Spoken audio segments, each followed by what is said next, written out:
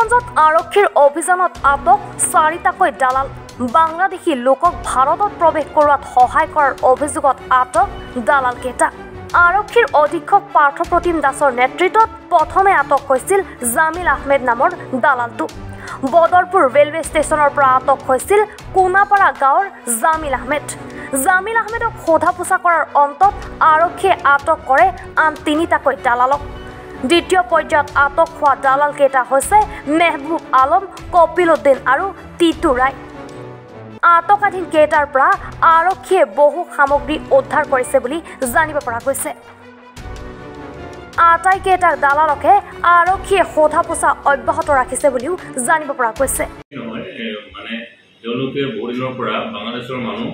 আমাৰ Badarpur station railway ষ্টেচনত উঠাই দি ভাৰতৰ বিভিন্ন ঠাইলৈ পঠিয়াই দিছিলে আমাৰ বদৰপুৰৰ এজন ল'ৰা আছে তাৰ নাম জামিল আহমেদ আমি খবৰ পাই আছিলোঁ যে তেওঁ অটো ড্ৰাইভাৰ হয় তেওঁ কি কৰে এই কালাইনৰ পৰা মানুহ লৈ আনি বাংলাদেশৰ মানুহ তেওঁ মেঘালয়ৰ পৰা পাৰ হোৱা আছে মানুহকেইজন আৰু মানুহ লৈ আহি আমাৰ বদৰপুৰ ষ্টেচনত টিকেট কাটি দিয়ে জেনেৰেল ডবাৰ টিকেট কাটি দিয়ে আৰু মানুহখিনিক ভাৰতৰ বিভিন্ন ঠাইলৈ পঠিয়াই দিয়ে সেইমতে তেওঁক আমি যোৱাকালি আটক কৰিলোঁ আটক কৰাৰ পিছত সোধপোছ কৰাৰ পিছত তেওঁ আৰু 3জন মানুহৰ নাম ক'লে তেওঁলোক হৈছে মগদ আলী টিটু ৰয় কপিল উদ্দিন আৰু তেওঁলোকৰ ঘৰ হৈছে শিলচৰ কালাইন থানৰ আণ্ডাৰত আৰু যোৱাৰ নিশা তেওঁলোককো আমি আটক কৰিবলৈ সক্ষম হ'লোঁ আৰু তেওঁলোকৰ মোবাইলবোৰ আমি চেক কৰাৰ পিছত বিভিন্ন আপত্তিজনক নথিপত্ৰ বাংলাদেশৰ মানুহৰ লগত হোৱাটছআপ কলিং আৰু পইচা লেনদেন আৰু টিকেটবোৰ পঠাই দিয়া ৰেলৱে টিকেট কাটি পঠাই দিয়া এইবোৰ আমি পাইছোঁ কিমান দিন থাকিছে বদৰ ষ্টেচনত ছাৰ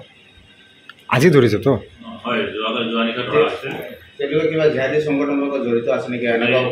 এই নাম আমি তদন্ত কৰি আছোঁ আৰু তদন্ত সম্পূৰ্ণ হ'লে আমি এইটো জনাব পাৰিম অভিনয় কৰাৰ হেঁপাহ আপুনিও পঢ়ি ৰাখিছে নেকি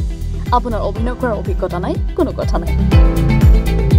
আপোনাৰ বাবে আহিছে সোণালী সুযোগ 29 ছেপ্টেম্বৰত দিনৰ 9 বজাৰ পৰা নিশা 8 বজালৈ বলিউড তথা হলিউডৰ চিনেমাৰ বাবে অডিশ্যন হ'বলৈ গৈ আছে গুৱাহাটীৰ কাহিলীপাৰাস্থিত জ্যোতি চিত্ৰবনত 5 বছৰ বয়সৰ পৰা 17 বছৰ ব্যক্তিয়ে কৰিব পাৰিব অংশগ্ৰহণ পঞ্জীয়ন হ'ব বিনামূলীয়া নিৰ্দিষ্ট ৱেবছাইটত কৰিব পাৰিব আবেদন